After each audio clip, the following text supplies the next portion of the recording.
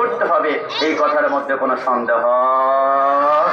আজ থেকে 3 দিন পূর্বে আপনাদের বাংলাদেশের একজন বক্তা ওয়াজ করতে করতে স্টেজের মধ্যে বসে হিট স্ট্রোক করে তিনি মৃত্যুবরণ করেছেন। বুঝা গেল মৃত্যুর কোনো সিগন্যাল নাই, মৃত্যুর কোনো ইশারা নাই। ইয়াকুব আলাইহিস সালাম ইউসুফকে হারিয়ে 20 বছর কান্না করেছিল। কান্না করতে করতে ইয়াকুব আলাইহিস সালামের 2 চোখের নিচে জেইনের মতো 2টা দাগ হয়ে গেল। আজরাইল বলে ইয়াকুবের জন্য আমার বড্ড মায়া লাগলো। ইয়াকুব আলাইহিস সালামের কাছে গিয়ে বলে, পয়গম্বর ইয়াকুব আলাইহিস সালাম বলে, রূহ কবজ করার জন্য এসেছ? বলে, না না, আপনি যে ইউসুফের জন্য কান্না করতে করতে ব্লাইন্ড ম্যান, অন্ধ হয়ে গিয়েছেন, বড্ড বেশি মায়া লেগেছে, তাই দেখা করতে আসলাম। ইয়াকুব পয়গম্বর বলে, আজরাইল তোমার কাছে একটা দরখাস্ত রাখবে। বলে, কি? বলে, মৃত্যুর আগে আমাকে 3টা সিগন্যাল দিবে। 1 নম্বর সিগন্যাল দিলে মৃত্যুর জন্য প্রস্তুত হব, 2 নম্বর দিলে আরেকটু প্রস্তুত হব, 3 নম্বর দিলে মৃত্যুর জন্য একদম রেডি হয়ে যাব। আজরাইল বলে, আকবাল তো, আমি কবুল করলাম। আজরাইল চলে যায়। 20 বছরে সিগন্যাল নাই, 50 বছরে সিগন্যাল নাই, 80 বছরে সিগন্যাল নাই, 109 বছরে ইয়াকুব আলাইহিস সালামের কাছে আসলো। ইয়াকুব পয়গম্বর বলে, একটা সিগন্যাল দেওয়ার জন্য এত লম্বা সময়? আজরাইল বলে, কিসের সিগন্যাল? রূহ কবজ করতে এসেছি। এ আজরাইল, তুমি না বলেছো আমাকে সিগন্যাল দিবা? ফেরেশতা মিথ্যা কথা বলে না, তুমি কেন মিথ্যা বলছো? আজরাইল বলে, না, আমি মিথ্যা বলি নাই, আমি 3টা সিগন্যাল দিয়েছি, তবে আপনি খেয়াল হয়তো বা করেন নাই। বলে, কি সিগন্যাল দিয়েছ? বলে, মৃত্যুর 1 নম্বর সিগন্যাল। আপনি কি মনে পড়ে আপনার বয়স যখন 30 থেকে 40-এর মধ্যে ছিল, মাথার চুল দাড়িগুলা কুচকুচে কালো ছিল, কিন্তু বয়স যখন 50 থেকে 60-এ চলে গেল, আপনার মাথার দাড়ির চুলগুলা এখন আর কালো নাই, এটা পেকে সাদা হয়ে গেল। এই যে মাথার চুল দাড়ি কালো থেকে সাদা হয়ে যাওয়া, এটা হচ্ছে মৃত্যুর 1 নম্বর সিগন্যাল। একটু জাবান খুলে বলে সুবহানাল্লাহ। আর আমি তো খেয়াল করি নাই, আমি মনে করেছিলাম তুমি টোকা দিয়ে বলবে 1 নম্বর সিগন্যাল। 2 নম্বর সিগন্যাল কি? আজরাইল বলে, আপনার কি মনে পড়ে বয়স যখন 30 থেকে 40-এর মধ্যে ছিল, আপনার বডিতে কি পরিমাণ শক্তি? 5 কেজি, 10 কেজি, 50 কেজি চালের বস্তা আপনি একে আলগাতে পারেন। দৌড় দিতে বললে আপনি পঙ্খেরস গুড়ার মতো দৌড় দেন, কিন্তু বয়স যখন 50 থেকে 60-এ চলে গেল, আগের মতন হাঁটতে পারে না। এই যদি পারস আমার জন্য বাজার থেকে একটা লাঠি নিয়ে আনিস তো, এখন লাঠি দিয়ে ঠক ঠক করে আমাকে হাঁটতে হয়। এই যে শরীরটা হঠাৎ করে শক্তিশালী থেকে দুর্বল হয়ে যাওয়া, এটা হচ্ছে মৃত্যুর 2 নম্বর সিগন্যাল। 3 নম্বর সিগন্যাল কি? বলে, আপনার কি মনে পড়ে আপনার বয়স যখন 30 থেকে 40-50-এ ছিল, আপনার বডিটা একদম শতাম ছিল, একদম লম্বা ছিল, কিন্তু বয়স যখন 50 থেকে 60, 60 থেকে 70, 70 থেকে 80, এখন আগের মতো সোজা হয়ে দাঁড়াতে পারেন না। 90 হয়ে গিয়েছে, বয়সটা আরো গুজা হয়ে যায়। 100 হয়ে গিয়েছে, 100 বছর মুরব্বী দেখবেন সোজা হয়ে দাঁড়াতে পারে না, মেরুদণ্ড বাঁকা হয়ে আস্তে বাঁকা হয়ে যায়। মৃত্যুর 3 নম্বর সিগন্যাল সত্যি, তাহলে আমাকে একটু কি সুযোগ দিবে না? আজরাইল বলে, পৃথিবীর জমিনে 2টা ঘরে অনুমতি ছাড়া ঢুকতে পারি না, এই ছাড়া প্রত্যেকের রূহ আমি অনুমতি ছাড়া কবজ করে ফেলে। বলে, 2টা ঘর কি রে, যে ঘরে অনুমতি ছাড়া ঢুকতে পারো না?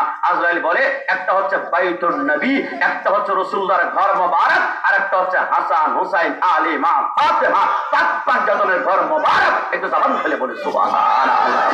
রূহটা কবজ করলো, মৃত্যুর কোনো সিগন্যাল নাই। মৃত্যুবরণ করার কিছুক্ষণ পরেই কিন্তু আমাদেরকে কবর রাখা হবে। কবর 2টা স্টেশন হবে, ইন্নামাল কবরু রাউযাতুম মির রিয়াজিল জান্নাহ আও হুফরাতুম মিন হুফারিন নার। এ আমার ভাইরা, মাইকের সাউন্ড যেখান থেকে শুনতে পাচ্ছ শুনি না, ওই কবরে 2টা স্টেশন।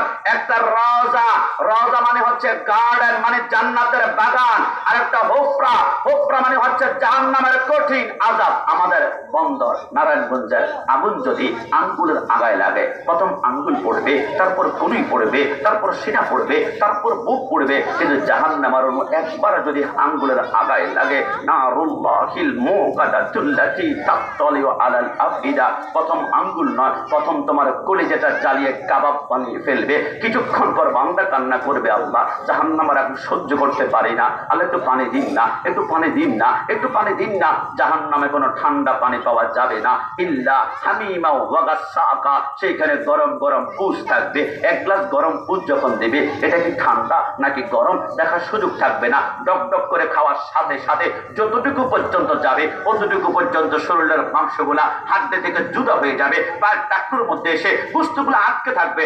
আপনি দৌড়াবেন, গোশতগুলা টেনে টেনে আপনাকে দৌড়াতে হবে।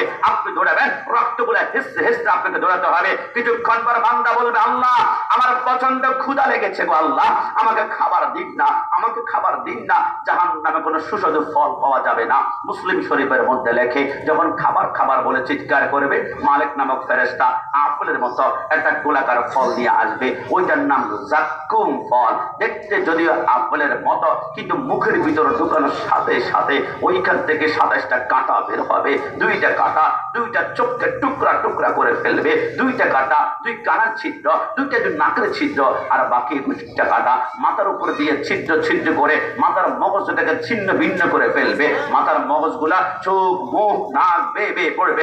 বান্দা কান্না করবে, আল্লাহ সহ্য করতে পারি না, মাফ করে দাও না, একটা বারের জন্য দুনিয়াতে পাঠাও না আল্লাহ, এক জাররা পরিমাণ তোমার নির্দেশের বাইরে যাবো না, সেইটা ছাড়বো না, হুকুমের বাইরে যাবো না, আরাম খাবো না, হিংসা করবো না, অহংকার করবো না, দাপট দেখাবো না। আমার আল্লাহ বলবে, খবরদার, আমি বারবার বলেছিলাম, ইয়া আইয়ুহাল্লাযীনা আমানুত্তাকুল্লাহ হাক্কা তুকাতিহি ওয়া লা তামুতুন্না ইল্লা ওয়া আনতুম মুসলিমুন। আমি বারবার বলেছি, আমি আল্লাহর অন্তরে ভয় রাখো, মুসলমান হয়ে মৃত্যুবরণ করো। তুমি যদি মুসলমান হয়ে মৃত্যুবরণ করতা, প্রতিটা বিধান মানতা, জাহান্নাম নয়, তোমার জন্য ছিল আমার জান্নাতুন তাজরি মিন তাহতিহাল আনহার। যে এখানে 4টা নহর আছে, একটা দুধের নহর, একটা শরাবের নহর, একটা মধুর নহর, আর একটা হচ্ছে ইন্না আ'তাইনাকাল কাউসার। আজকে থেকে শুনে রাখো, হাউজে কাউসারের সৃষ্টিকর্তা হচ্ছে আল্লাহ, কিন্তু মালিক হচ্ছে মদিনাওয়ালা। আমার রাসূল বলে, আমি যদিও মালিক, আমি কিন্তু বন্টন করব না। নবী কে বন্টন করবে? নবী আমার বলে, হাউজে কাউসার বন্টন করবে। আমার ডানে একজন যুবক আর বামে আরেকজন যুবক, একজন হাসান আরেকজন ইমাম হুসাইন। একটু জবান খুলে বলে সুবহানাল্লাহ।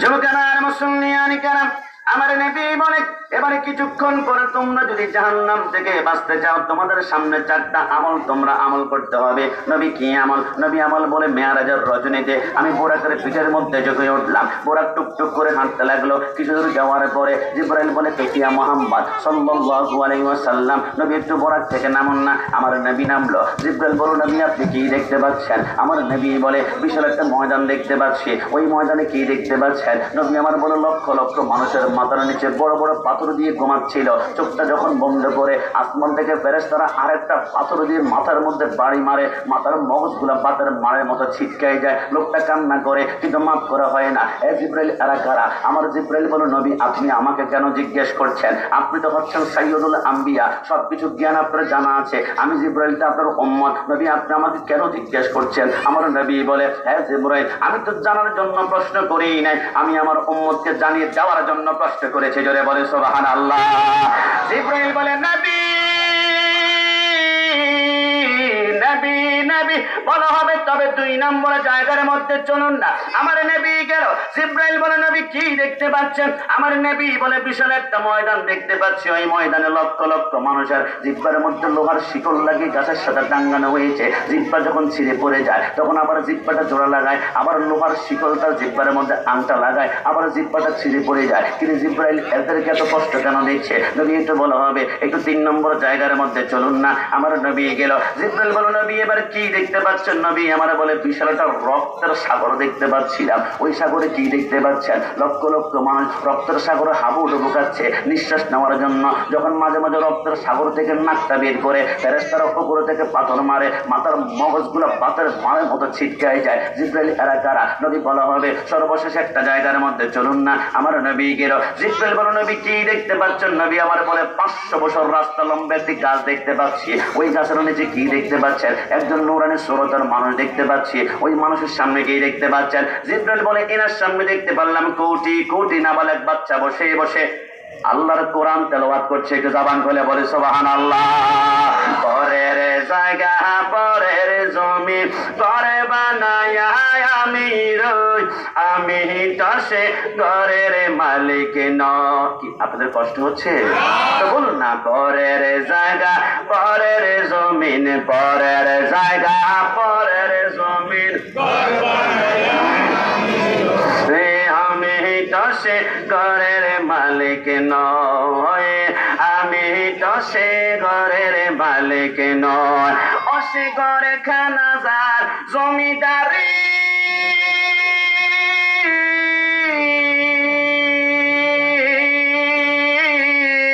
আমি পাই না টাকার হুকুমে জারি,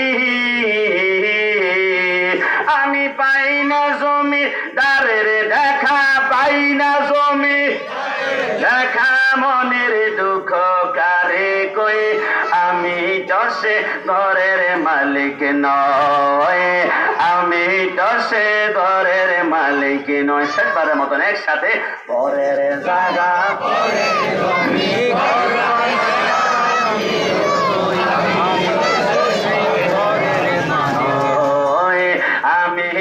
সে ঘরের মালিক নয়। জিব্রাইল বলো নবী, ওই যে প্রথম জায়গার মধ্যে দেখলাম লক্ষ লক্ষ মানুষকে আমরা দেখলাম মাথার নিচে বড় বড় পাথর দিয়ে ঘুমাচ্ছিল, উপর থেকে আরেকটা পাথর দিয়ে বাড়ি মারে। নবী এরা অন্য কেউ নয়, ওই যে ফজরের সময় মসজিদে আজান দিয়েছিল, আসসালাতু খায়রুম মিনান নাওম, ঘুম থেকে নামাজ পড়তাম, বান্দা কোনো মতে মাথার নিচ থেকে শিমুল তুলার বালিশ সরায় না, বান্দা ঘুমিয়ে পড়েছে। আজানটা বিরক্ত বিরক্ত মনে হয়, কিন্তু বান্দা তো জানেই না কিয়ামতের ময়দানে প্রথম কষ্টই হবে ওয়াল্লাযীনা ইয়াবিতুনা লিরাব্বিহিম সুজদান ওয়া কিয়ামা। আমার আল্লাহ কিয়ামতে বলবে, বান্দা সত্যিকারে বল নামাজ কেন পড়স নাই? বান্দা কান্না করে বলবে, আল্লাহ আমি এমপি ছিলাম, আমি মন্ত্রী ছিলাম, আমি মিনিস্টার ছিলাম, আমি প্রাইম মিনিস্টার ছিলাম, আমি প্রেসিডেন্ট ছিলাম, মানুষের বিচার আচার করতে করতে আমি নামাজ পড়তে পারি নাই। আমার আল্লাহ বলবে, আনতা কাযযাব, তুমি মিথ্যাবাদী। আল্লাহ কেন কেন?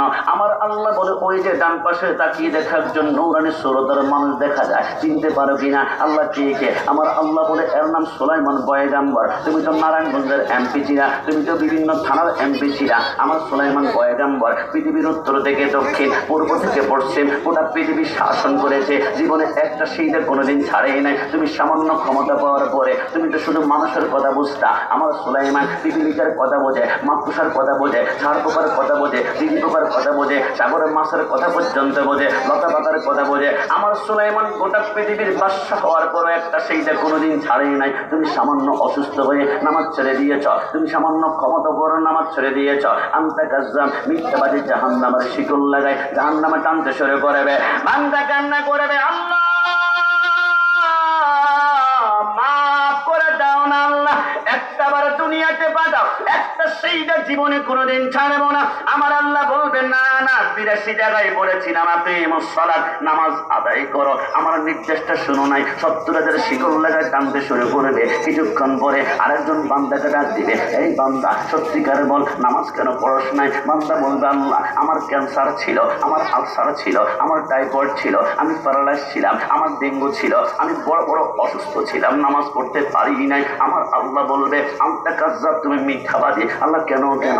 আমার আল্লাহ বলে, ওই যে ডান পাশে তাকিয়ে দেখো একজন নূরানি সুরতের মানুষ দেখা যায়, চিনতে পারো কিনা? আল্লাহ কে কে? আমার আল্লাহ বলে, এর নাম হযরতে আইয়ুব আলাইহিস সালাম। 18 বছরে কেনায় কামড়িয়েছে, যতবার কামড় দেয় আইয়ুব একটাবার উফ বলে না, শুধু বলে আল্লাহ আল্লাহ। আইয়ুবকে যখন কামড়ানো শুরু করেছিল, আইয়ুব বলেছিল, আল্লাহ আমার অঙ্গ প্রত্যঙ্গ সব কামড়িয়ে শেষ করে ফেলাক, আমার কোনো দুঃখ নাই, কিন্তু আল্লাহ আমার একটা অঙ্গের আপনি হেফাজত করেন না। আমার আল্লাহ বলে, কোনটা? হযরত আইয়ুব বলে, আল্লাহ এটা হচ্ছে আমার লিসান, এটা হচ্ছে আমার জিহ্বা। কিরে আইয়ুব, জিহ্বা দিয়ে কি করবি? আল্লাহ যাতে অন্তত পক্ষে জিহ্বা নাড়িয়ে নাড়িয়ে পড়তে পারে সুবহান রাব্বিয়াল আলা, সুবহান রাব্বিয়াল আলা। আইয়ুবকে যখন কামড়াতে শুরু করেছিল, ওজন ছিল 89 কেজি, কিন্তু কেনায় কামড়াতে কামড়াতে সমস্ত চামড়ার ভিতরে গোষ্ঠগুলো কুটকুট কুটকুট করে খেয়ে ফেলেছে, একটা মাংসের টুকরা বাকি ছিল না। ওজনটা 9 কেজির মধ্যে চলে আসলো। বিবি রাহিমা বলে, আমার স্বামী আইয়ুবকে যখন কাঁধের মধ্যে নেই, বিন্দু মাত্র ওজন অনুভব হয় না, এটা ঠোলার মতো আমার কাঁধের মধ্যে লাগে।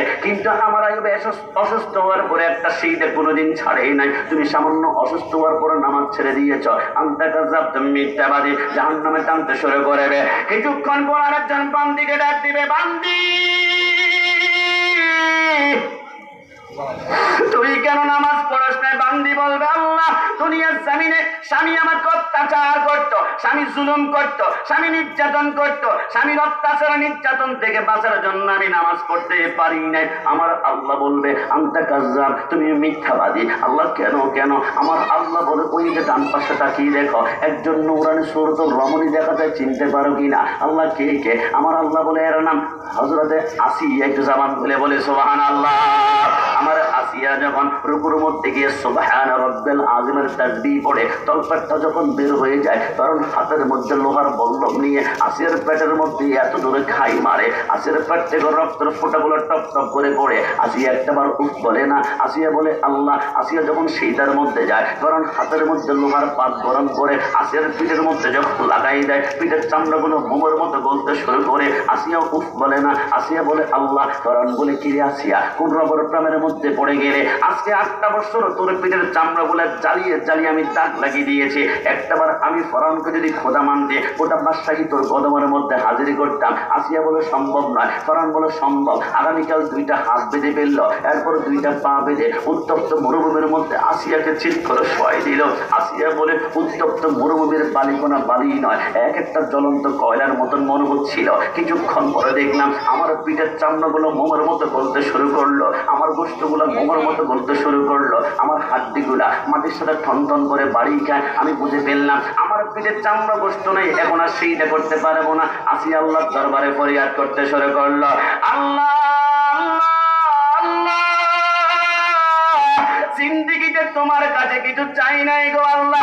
আমার পিঠের মধ্যে চামড়া নাই, গোশত নাই, এখন আমি সেইটা করতে পারবো না আল্লাহ। সেইটা যদি করতেই না পারে, আমি দুনিয়াতে বেঁচে থাকতে চাই না আল্লাহ। শুনিয়েছি তুমি আল্লাহর নাকি জান্নাতে সুন্দর একটি ঘর আছে আল্লাহ, তোমার ঘরের পাশে আমি আসিয়াকে ছোট্ট একটা ঘর দান করো না। আমার আল্লাহ বলে জিবরাইল, আমার আসিয়া জিন্দিগিতে আমার কাছে কিছু চাই নাই, আজকে জান্নাতে ছোট্ট একটা ঘর চেয়েছে। দেরি করিস না, দুনিয়ার মতো 8টা দুনিয়াকে জোড়া বানিয়ে আসিয়ার জন্য জান্নাতে একটা ঘর বানা। সেইটারে করতে দেরি হবে, আমি আল্লাহ জান্নাতে ঢুকাতে 1 সেকেন্ড পরিমাণ দেরি করবো না। জোরে বলি সুবহানাল্লাহ।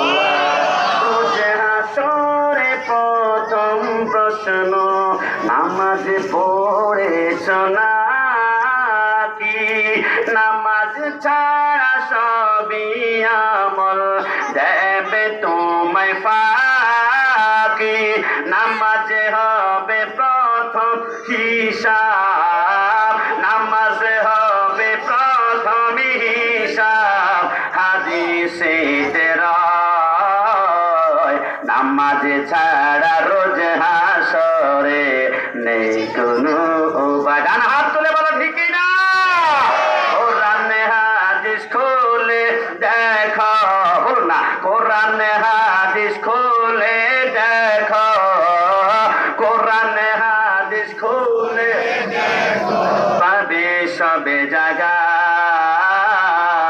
নামাজে ছাড়া রোজ হাসরে নেই কোনো উপায়। আমার নবী বলে জিব্রাইল 2 নম্বর জায়গার মধ্যে গেলাম, লক্ষ লক্ষ মানুষের জিব্বার মধ্যে লোহার বর্ষি লাগিয়ে টাঙ্গানো হয়েছে, জিব্বার টুকরা টুকরা হয়ে যায়। এরা আবার কারা? জিব্রাইল বলে অন্য কেউ নয়। ফালা তাকুল্লাহুমা উফি ওয়ালা তানহারহুমা ওয়া কুল্লাহুমা কাওলান কারীমা। যে সন্তান আব্বা আমাকে ধমক দিয়েছিল, আব্বা মা তর্ক না করে ঘরের ভিতরে ঢুকে জবান দিয়ে উফ শব্দ বের হয়ে গিয়েছিল, যেই সন্তানের ধমকের কারণে আব্বা আম্মা জবানে উফ শব্দ বের হয়েছে, এটা জিব্বার মধ্যে লোহার শিকল লাগিয়ে টুকরা টুকরা করে ফেলা হবে।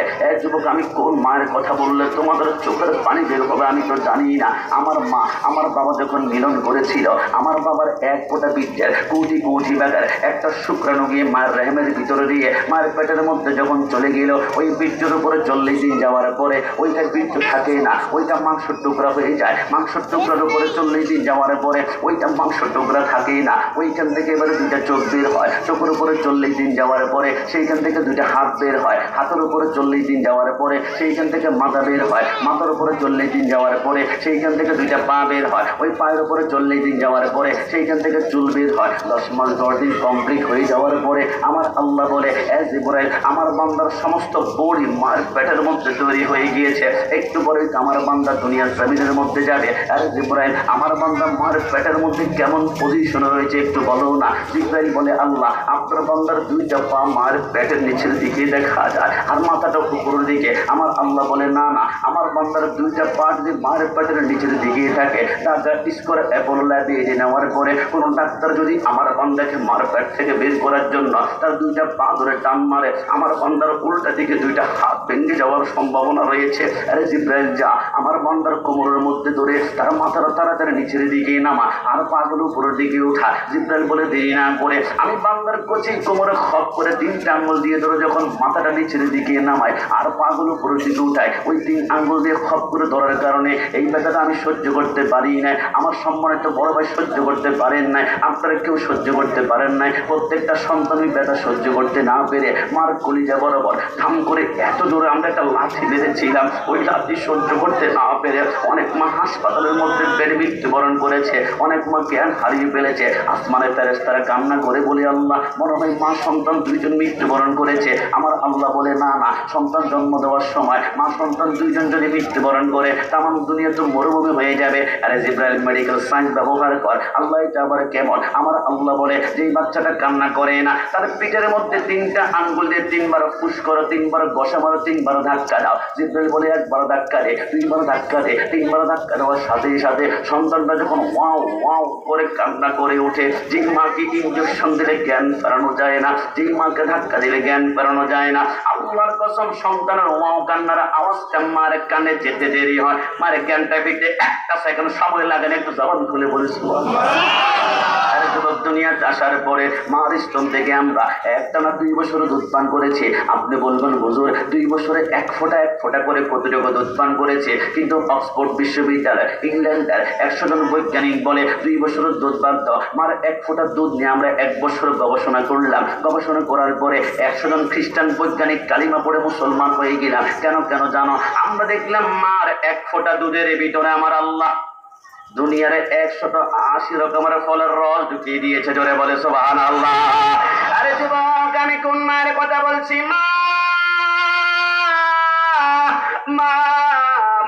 দুনিয়াতে আসার পরে মার স্তন থেকে আমরা একটানা 2 বছর দুধ পান করেছি। তাফসীর কারক গণনারে ওই 2 বছর দুধ তুলে যদি তোমরা একটা পাল্লায় রেখে তোমরা ওজন দিয়ে দেখো, তোমরা দেখবা 2 বছর অন্তত পক্ষে মার স্তন থেকে তোমরা 27 মণ দুধ পান করেছো। যদি বলিস জান্নাতের চাবি আমার মা, ও মা গো, জান্নাতের চাবি আমার মা।